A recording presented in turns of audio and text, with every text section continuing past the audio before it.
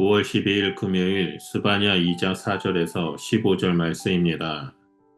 오늘 본문은 스바냐 선지자가 이스라엘 주변의 여러 나라들을 향하여 심판을 선포하는 장면을 담고 있습니다. 블레셋, 모압과 암몬, 구스, 그리고 아수르에 이르기까지 그 누구도 하나님의 심판을 피할 수 없음을 보여줍니다. 이는 단순히 이방 민족들에게만 전해지는 경고가 아닙니다. 사실상 하나님의 백성인 유다에게도 주시는 무거운 메시지입니다. 하나님의 심판은 공의롭고 보편적이며 그분은 역사의 주관자이십니다. 인간의 눈에는 강력한 제국과 도시가 절대 무너지지 않을 것처럼 보이지만 하나님 앞에서는 교만과 우상숭배, 폭력과 불의가 반드시 드러나고 심판을 피할 수 없습니다. 이처럼 열방을 향한 심판의 말씀은 단지 과거 사건에 머무르지 않습니다. 오늘을 살아가는 우리에게도 동일한 교훈을 주며 본문이 이어서 보여주는 각 민족의 사례를 통해 그 경고와 교훈이 더욱 구체적으로 드러납니다. 이제 우리는 본론에서 각각의 나라가 어떻게 심판을 받았는지를 살펴보며 그 의미를 우리의 삶에 연결해 보고자 합니다. 먼저 첫 번째로 4절에서 실절을 보면 블레셋에 대한 심판입니다. 가사, 아스글론, 아스돗, 에그로는 블레셋의 대표적인 성읍들로 오랜 세월 동안 강력한 군사력과 유세로 이름을 떨쳤습니다. 당시 사람들의 눈에는 무너지지 않을 것 같은 도시들이었고 블레셋은 이웃 나라들을 두렵게 하는 존재였습니다. 그러나 하나님의 심판 앞에서는 그 어떤 군사력과 자랑도 소용이 없었습니다. 강력함을 자랑하던 그들의 성읍은 폐허가 되고 사람들이 살지 않는 황량한 땅으로 변하게 됩니다.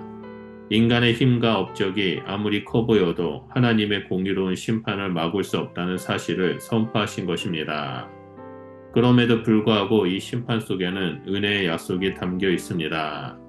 바로 유다의 남은 자들이 그 땅을 기업으로 얻게 된다는 말씀입니다.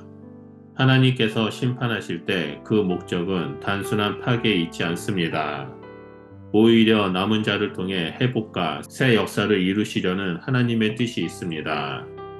즉 심판은 끝이 아니라 하나님의 구속사를 열어가는 또 다른 시작인 것입니다. 둘째로 8절에서 11절에 모압과 암몬에 대한 심판입니다. 모압과 암몬은 이스라엘의 친족이었지만 오히려 형제의 나라를 멸시하며 조롱했습니다. 그들은 교만하여 하나님의 백성을 향한 조롱을 거리낌 없이 내뱉었고 이를 통해 하나님을 대적하는 교만을 드러냈습니다. 하나님께서는 그러한 교만과 멸시를 결코 용납하지 않으십니다.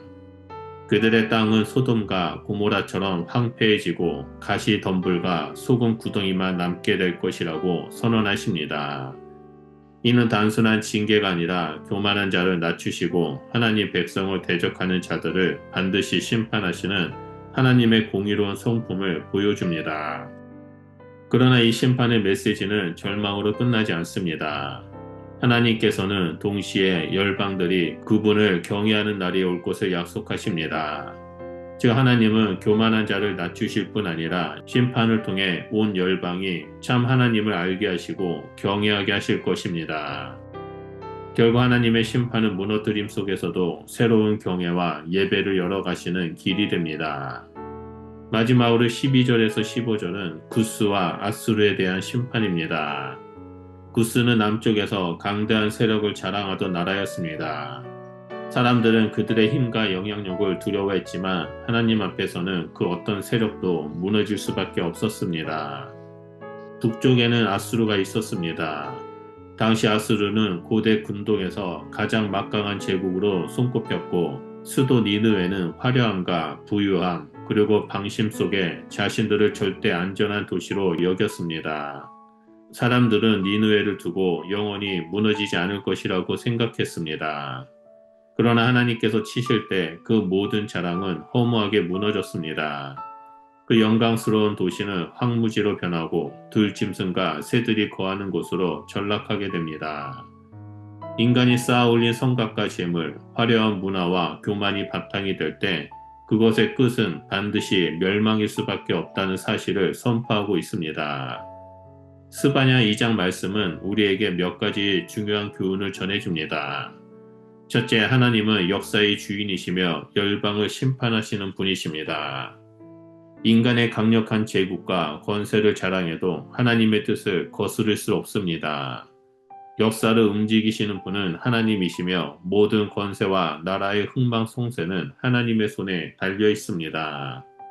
둘째, 교만과 조롱, 우상 숭배와 불의는 반드시 하나님의 심판을 초래합니다.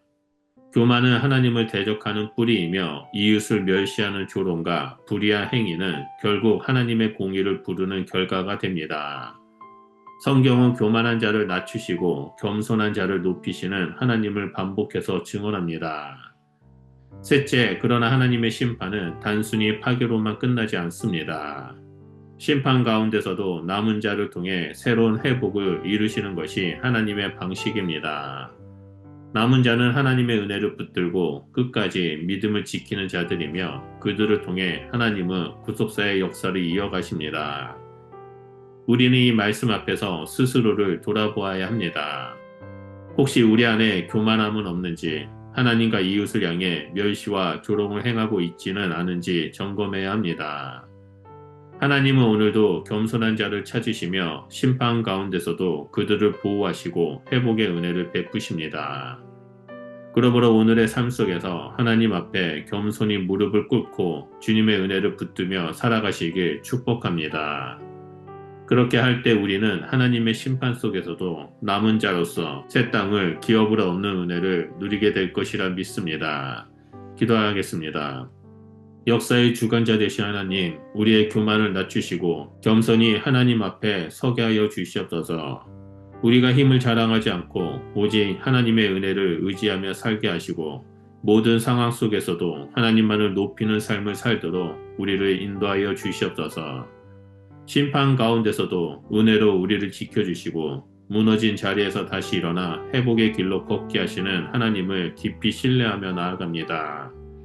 우리의 가정과 교회 그리고 이 나라 위에 하나님의 긍휼과 은혜를 부어 주시옵소서.